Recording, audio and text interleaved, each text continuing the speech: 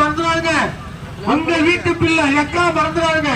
ஒரே நாள் ராத்திரியில 5000 ரூபாய் அக்கௌண்ட்ல விழுந்துச்சா? மறந்துடாங்கக்கா.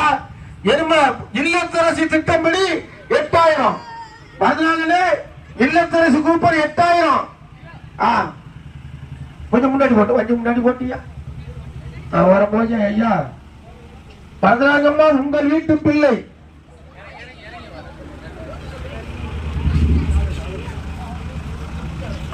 பேரன்புமிக்க பெரியவர்களே, அருமை தாய்மார்களே, வாக்காள வள்ளல் பெருமக்களே,